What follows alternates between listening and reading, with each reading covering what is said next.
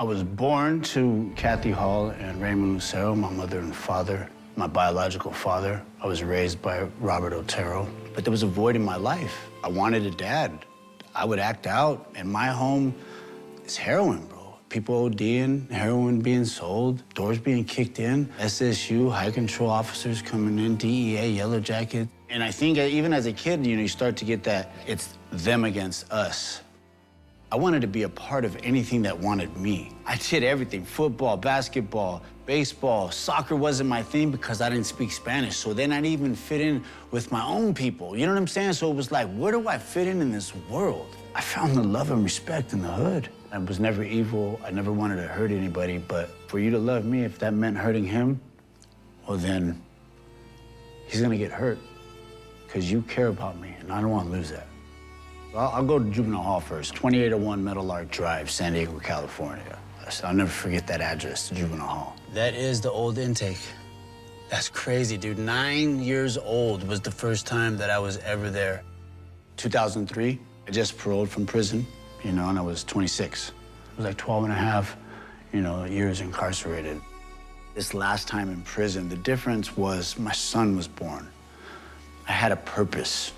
It was scary because I'm not gonna have my son be my cellie. I don't want my son to hate me. How is that not gonna happen? I'm already in prison facing life.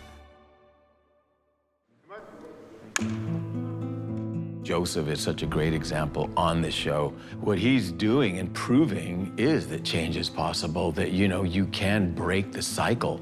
Anytime I was locked up, they would always tell me that you're a drug addict, you had to be using drugs, commit these crimes. But I wasn't a drug addict, I was a gang member.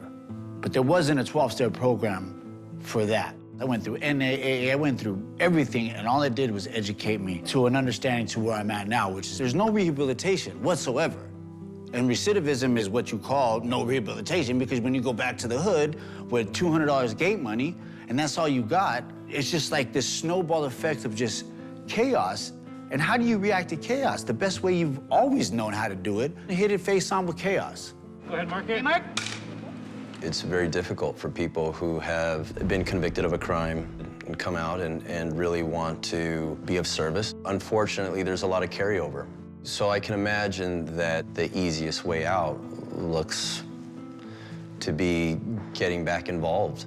While in prison, I did a lot of self-help. I got involved with a program called Criminals and Gang Members Anonymous, which is a 12-step program based on a lifestyle addiction.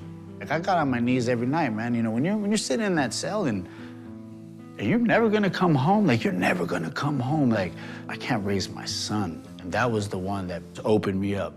And I was willing to look for another way of life. I'm here on a beautiful day, man. It's the first annual Change is Possible turkey run. Are you kidding me? You go from getting locked up to being in the hood and just crazy, crazy, crazy life to now just being of service because people believed in me and loved me, and I'm able to give back now. Jojo, to me, is one of those guys who's that beacon of light in his community. He's been there, he's done it, he spent most of his life in prison. His heart is set on being that beacon of light for those who are lost or who were lost just like he was. We'll talk, I'll be around, we'll talk. Hell yeah. For him to do what he's doing in the way that he does it, he doesn't just talk about it, he lives it 24 hours a day, 7 days a week, 365 days out of the year.